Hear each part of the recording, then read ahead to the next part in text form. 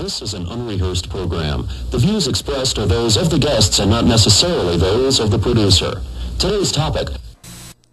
Are you happy because you have money in Passion for Truth award-winning program?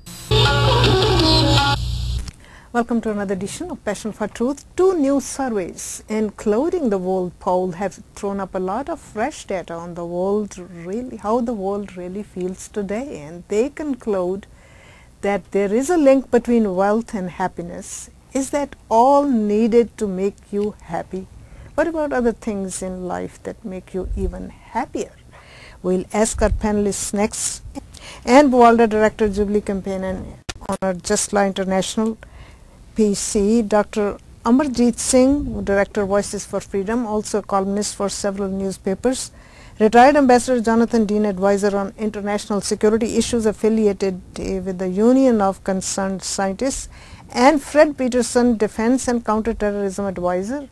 As Congressional Fellow, Fred is also a Senior Fellow at the U.S. Freedom Foundation. Welcome you all.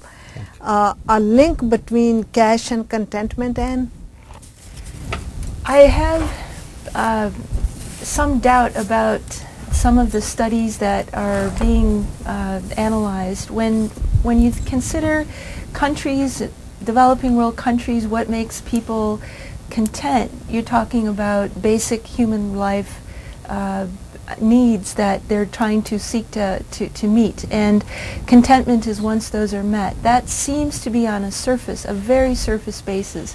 I would like to find out more about what goes into the questioning in the surveys, because contentment, I believe, has a lot more to do with the soul than it does with what you eat. More cash, more happiness? I think I tend to agree with Anne, as during most of these surveys it is that how the questions are framed, and the whole thing seems to be very superficial. Happiness, contentment is very deeper. Certainly with money you can buy medicines, you can buy a good house or others that may be fulfilling some of the needs, but when we talk about happiness and contentment, it is much more than it seems to come out of this survey. Beyond a certain threshold, Ambassador Dean, the link between happiness and wealth weakens, remains the same? I suppose that may be the case. It does seem to me that the answers we've heard now are the right ones, that some form of inner balance and health are the two minimum requirements, and sustenance, as we're physical sustenance. Wealth has one benefit, that can help you help others, and that's incontestable. However, it's not these other factors are more important, I think.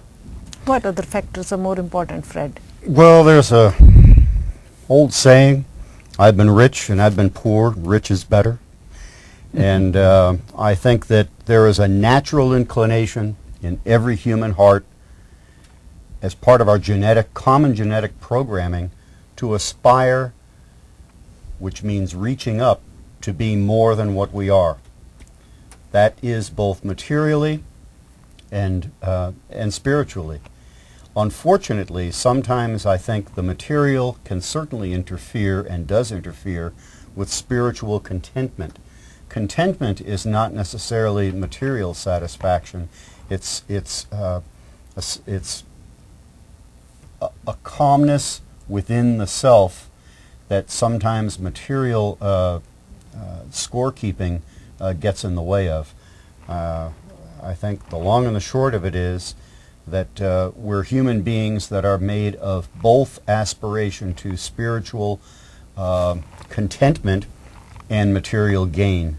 And it's a dynamic conflict, and always will be. I would say that the peace in one's soul in the midst of conflict, supposing the Apostle Paul, as he wrote, I have learned to be content. When did he make that statement? He made that statement after describing his shipwreck, his starvation, his being stoned, his always under pursuit and being in prison, etc. He made that statement, I have learned in all things to be content. And I would say contentment is peace in your soul. And I think in addition, like as in India's context, where the over 1 billion people live in that country, 40% of that population lives below the poverty line, and the definition there is where they don't get 2 meals in 24 hours. So now if somebody is getting 1 meal and somehow they start getting the second meal as well, certainly they'll seem to be happy. Now whether this is riches or richness, or it is just getting the basic needs fulfilled. So I think the more question is that how relative it is to the given situation.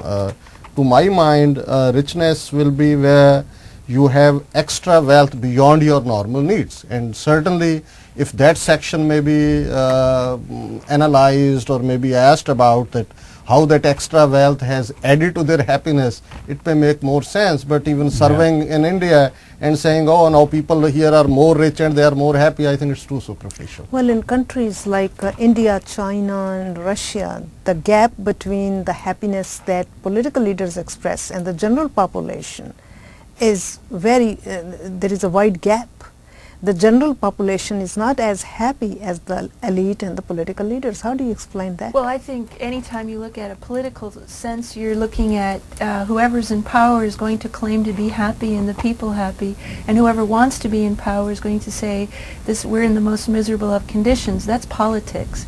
So I think those statements can be discounted if they're coming from a politician. I think you have to talk to people, individual people. What is it that truly gratifies individuals?